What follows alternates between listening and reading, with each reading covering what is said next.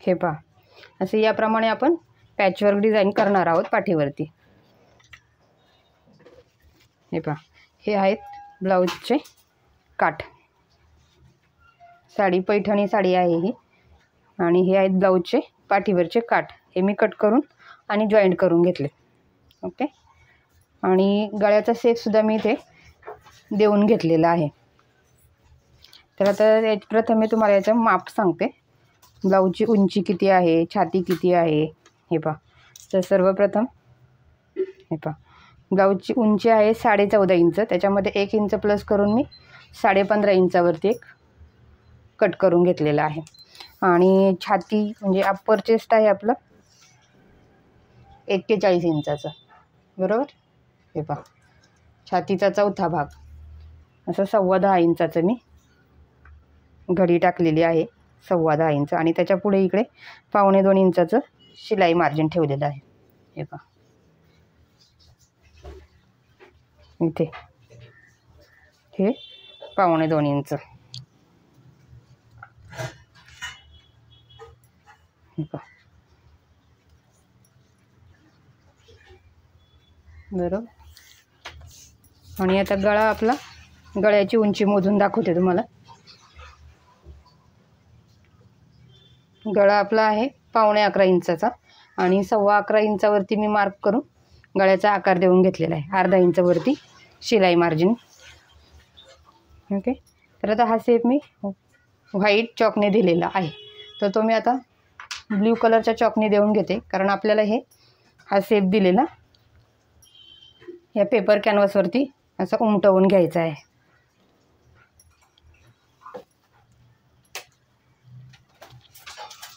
हे मी पिन लावून घेतलेलं आहे. अस्तरचं कापड आणि ब्लाऊज पीस, मेन फॅब्रिक, हे दोन्ही मी एकावर एक ठेवून असं व्यवस्थित असं पिनअप करून घेतलेलं आहे. इथे एक पिन, इथे एक पिन आणि इथे एक पिन. ओके. तर आता ही मी डार्क करून घेते ब्ल्यू चॉकने.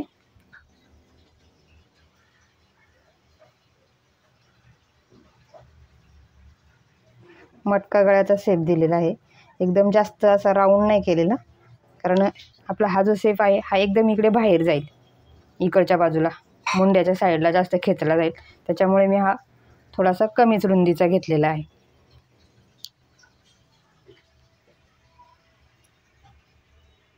हे पहा, आणि गळा रुंदी आपली 2.5 इंचाची आहे इकडे.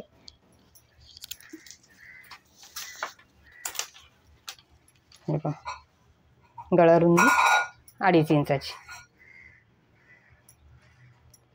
आणि या बाजूला मी पायपिंगच करणार आहे मटका गळ्याला.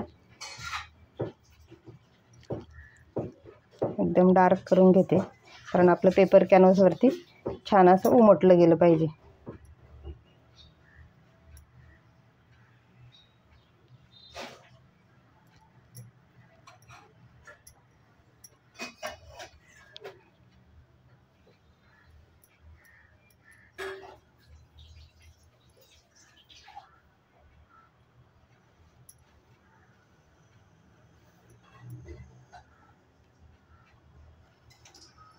हे पहा, आता मी हा राऊंड जो आहे मेन फॅब्रिक आणि अस्तर ते कट करून घेणार आहे, किंवा त्याआधी मग पेपर कॅनव्हासवरती मी हे उमटवून घेणार आहे मार्किंग केलेलं. आधी हा शेप कट करून घेते मी गळ्याचा.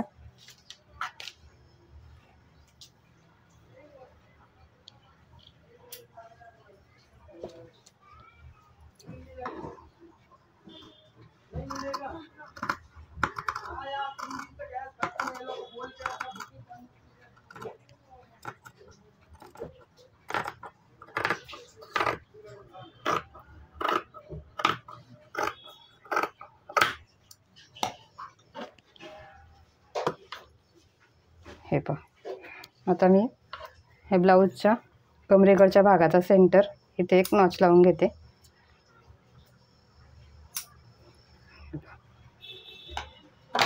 आता हे 2 कापड मी वेगळे करून घेते. हे पहा,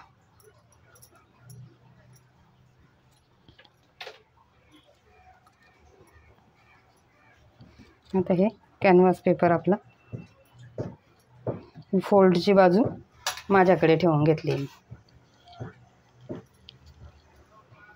आता पहा, हे जे मी मार्किंग करून घेतलेलं आहे ते मी असं उलट्या बाजूने ठेवणार आहे, जेणेकरून आपलं छानपैकी असा गळ्याचा शेप उमटला जाईल.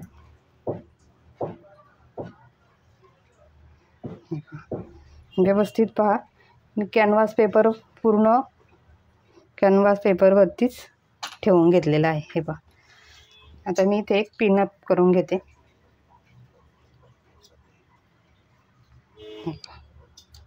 आणि इथे एक पिन लावणार आहे. आता आपल्याला हे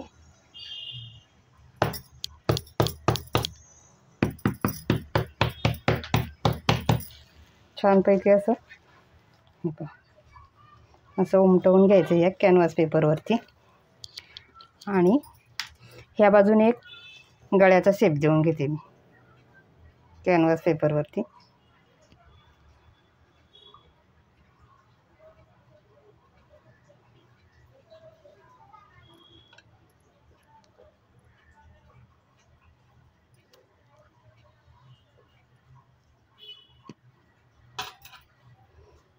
छान असा मटका गळ्याचा आकार आपला या बाजूने देऊन झाला.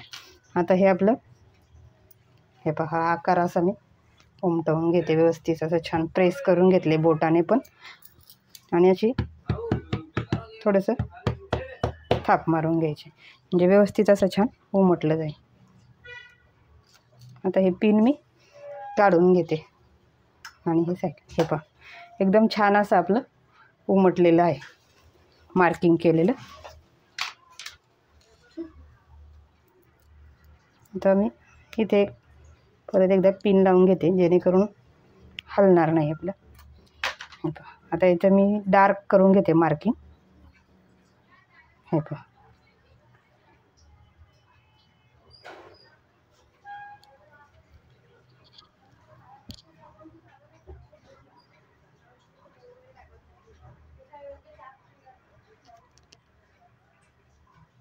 हे पहा किती छान असा शेप आपला रेडी झालेला आहे. आता मी ह्या मार्किंगच्या बाहेर 1/2 इंच एक्स्ट्रा घेणार आहे शिलाई मार्जिनसाठी.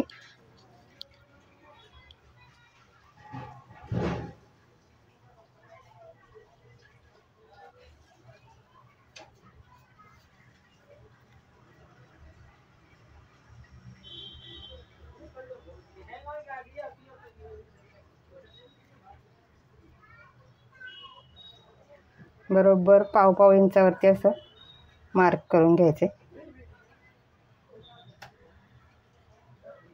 हे पहा, या पद्धतीने. तर हे मी वेगळ्या पेनने मार्किंग केलेलं आहे.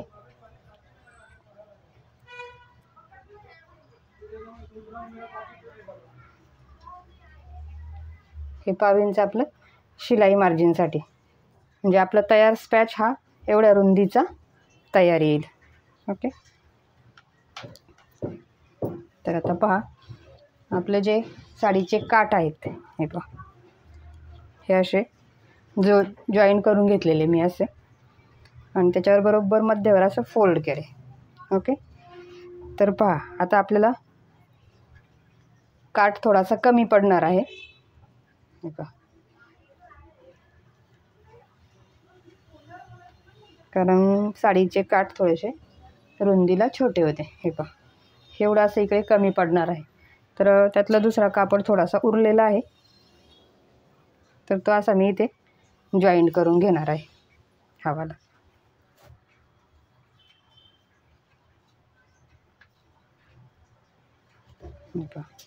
आता त्याआधी मी याप्रमाणे असं ठेवून घेते. आणि आपल्याला जॉईंट द्यायला इकडे कापड हे अजून एक तुकडा एवढा पाहिजे, कमी पडते. तर मी पहिल्यांदा आता हा गळ्याचा आकार कट करून घेते, म्हणजे ज्या आकारातलं जे कापड उरलेलं आहे ते आपल्याला या बाजूला जॉईंट द्यायला उपयोगी पडेल. म्हणून आता मी हा आकार कट करून घेते गळ्याचा. त्यासाठी सुद्धा इथे एक पिन लावून घेणार आहे मी, जेणेकरून आपलं कापड आणि कॅनव्हास हलणार नाही आणि आपलं कटिंग एकदम परफेक्ट होईल. त्यासाठी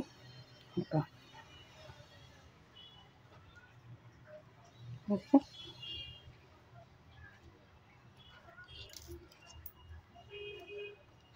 हे 2-3 ठिकाणी मी पिनअप करून घेतलेला आहे. आता इथून मी पहिल्यांदा हा गळ्याचा आकार कट करून घेणार आहे. कॅनव्हाससुद्धा आणि आपलं कापडसुद्धा, हे पहा, दोन्ही मी एकसाथच कटिंग करणार आहे.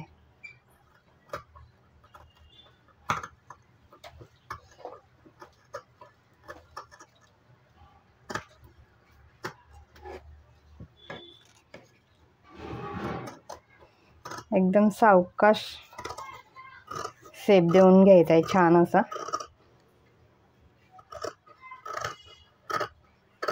हे पहा, आता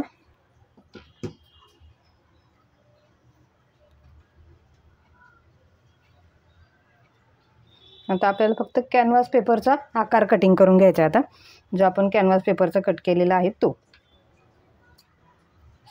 कॅनव्हास पेपरचं मार्किंग केलेलं आहे ते कट करून घेऊया आपण.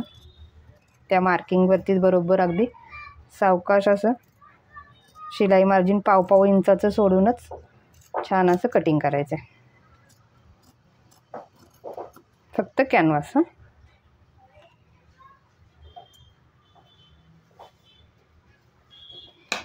हा पिन एक मी काढून घेते आणि हा इथे लावते.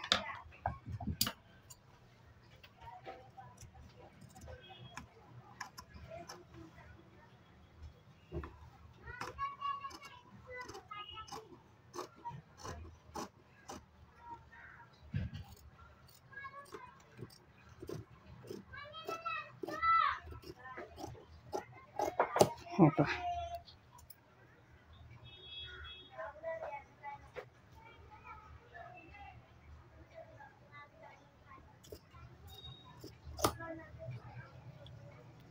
हे पहा,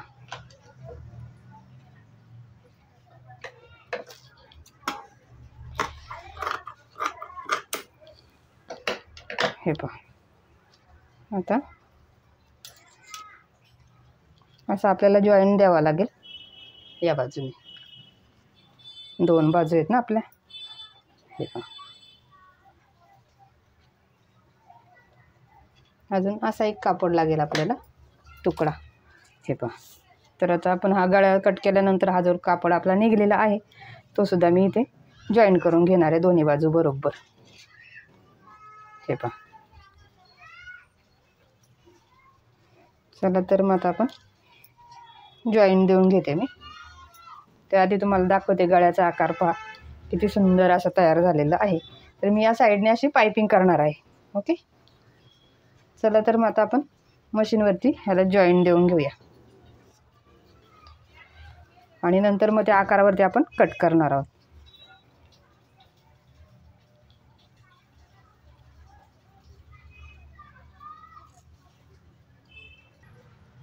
हे पहा, आता मी हे कापड आपलं बघा जॉईंट करून घेतलेलं आहे. हे पहा, इकडे पण आणि इकडे पण जॉईंट केलं. ओके, आता आपल्याला हा जो आपण आकार काढलेला आहे कॅनव्हास पेपरचा तो व्यवस्थित असा याच्यावर ठेवून घ्यायचा आहे आणि परत एकदा आपल्याला पिनअप करून घ्यायचं आहे छानपैकी, म्हणजे जेणेकरून आपलं कापड कुठेही हलणार नाही किंवा कॅनव्हास बाजूला सरकणार नाही.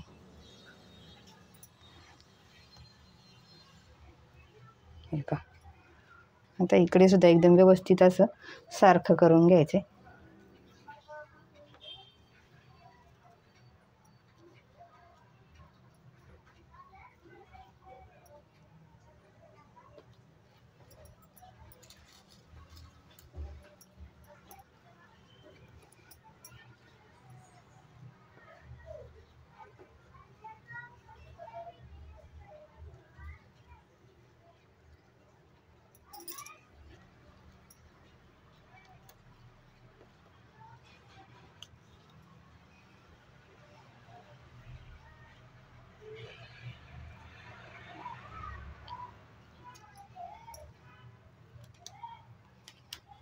हे पहा, हे आता आपण एकदम छानपैकी असं पिनअप करून घेतलेलं आहे आणि आता आपल्याला बरोबर या आकारावरती असं कट करून घ्यायचे.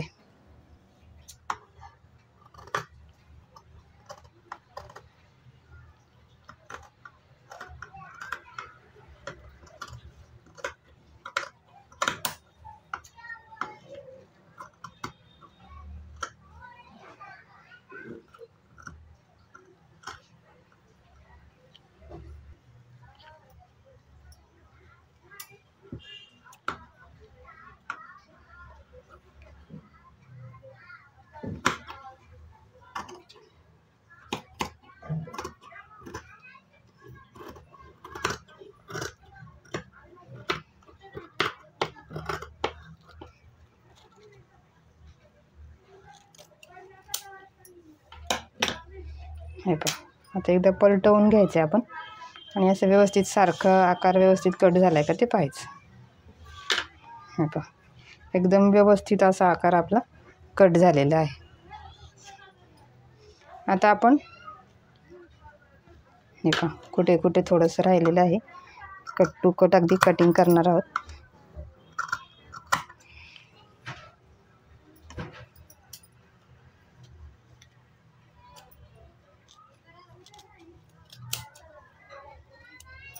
आता पहा, आता आपण कसं जॉईन करणार आहोत ते तुम्हाला दाखवते. हे पहा,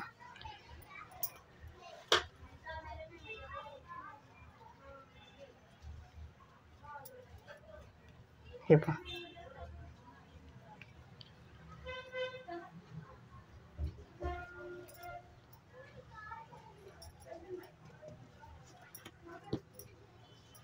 तर हे आपण शिलाई मार्किंग जे केलेलं आहे हे पहा,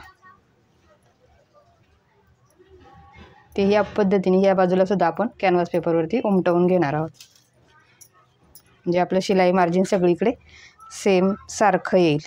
ओके.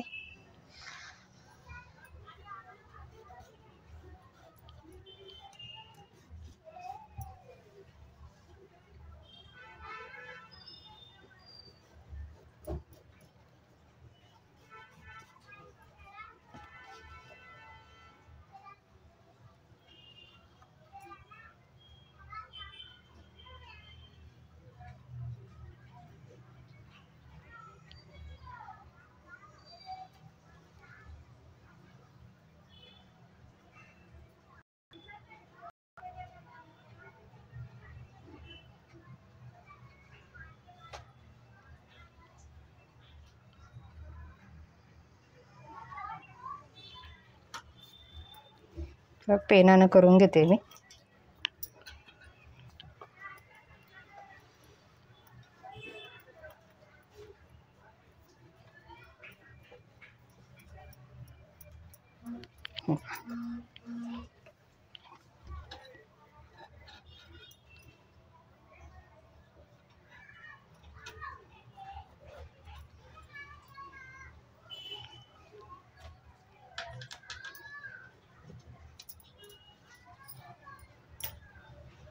हे पहा, आता आपण हे व्यवस्थित असं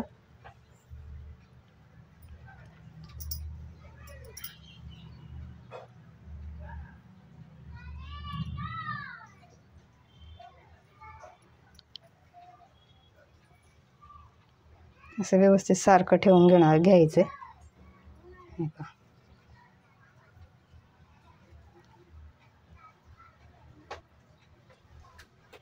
हे पहा, परत आपल्याला पिनअप करून घ्यायचे असं. हे पहा,